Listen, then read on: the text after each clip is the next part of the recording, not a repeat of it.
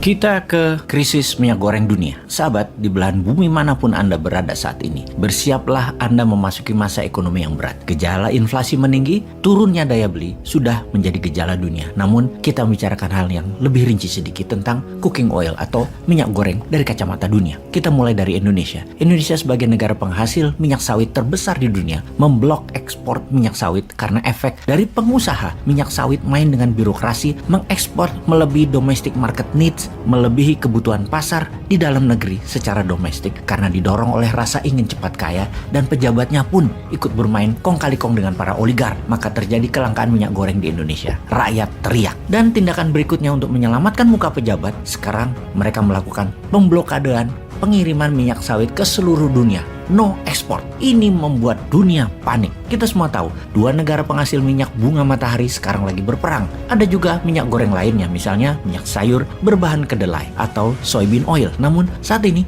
mereka lagi kena masalah dengan iklim yang ekstrim. Terlalu panas di beberapa tahun ini menyebabkan banyak kekeringan yang membuat banyak gagal panen. Juga canola oil mengalami masalah yang sama. Pertanyaannya, bagaimana Anda mendapatkan cooking oil dengan semua masalah itu di dunia? Memang tidak semua masakan memerlukan cooking oil, tetapi tetap saja diperlukan. Bahkan Anda memakan salad sekalipun terenak disiram sedikit olive oil atau minyak zaitun pada salad dressingnya atau mayonesnya. Minyak goreng ada sedikit di mana-mana pada setiap masakan utama, pada saat memanggang, menumis, bahkan pada tepung untuk pizza pakai cooking oil. Dan saat ini supply cooking oil mulai terbatas. Apa rencana kedua Anda? Apa kita harus menimbun minyak goreng di rumah? Sejauh ini, cooking oil di seluruh dunia sudah meningkat 23% harganya. Di Indonesia, bahkan lebih tinggi lagi. Kita rincikan akar masalahnya. Ukraina mengekspor 5,4 juta ton minyak bunga matahari per tahunnya dan memenuhi hampir 50% kebutuhan sunflower oil dunia. Karena sedang berperang, tidak ada lagi suplai dari Ukraina terhadap minyak bunga matahari tersebut. Rusia juga penyedia sunflower oil sekitar 25% kebutuhan dunia, dan Rusia sedang kena sanksi ekonomi saat ini. Kita ke Kanada sekarang. Sebagai negara terbesar penghasil rapeseed oil, Kanada sedang terkena dampak cuaca ekstrim sehingga produksinya turun 25%. Kemudian kita ke Argentina, Brazil, dan Uruguay sebagai negara penghasil soybean oil. Dan negara-negara ini sedang berjuang karena masalah kekeringan yang parah hingga produksi mereka turun lebih dari 30% dalam 2 tahun terakhir. Malaysia, negara terbesar kedua penghasil minyak sawit, kekurangan tenaga kerja di kebun sawit sehingga menurun hasil produksinya. Untuk menambah keruwetan dunia, Indonesia melempar bensin di tengah bara api.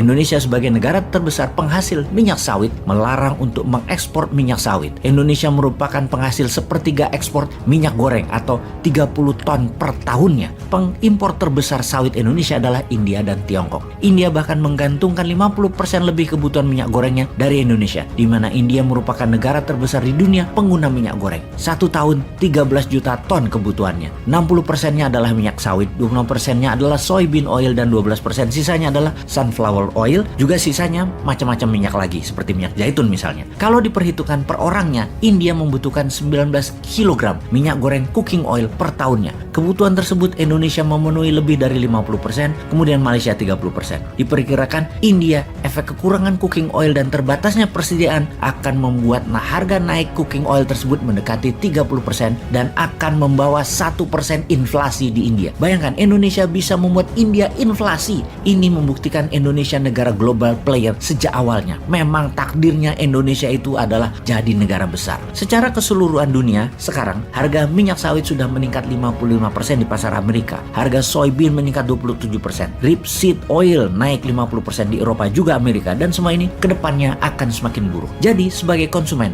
apa yang harus Anda lakukan? Menimbun minyak goreng di rumah? Karena di Eropa Barat saat ini, semua minyak goreng, sunflower oil, rapeseed oil, olive oil hanya boleh membeli tidak lebih 2 botol minyak goreng per orangnya. Semua sudah dibatasi. Ada lagi kemungkinan lain, di mana 15% cooking oil ini dipakai sebagai bahan bakar saat ini. Dulunya untuk menurunkan harga bensin, di mana harga minyak goreng sebagai penyeimbangnya. Sekarang jauh lebih mahal jadinya. Ini membuat dunia akan kekurangan 15% atas kebutuhan minyak sebagai bahan bakar. Lihat betapa mengerikan semua ini efek rantainya. Secara teknis, tidak ada cara meningkatkan produksi. Dan secara singkat, inilah geopolitik yang memukul rumah tangga dunia. Semoga paham.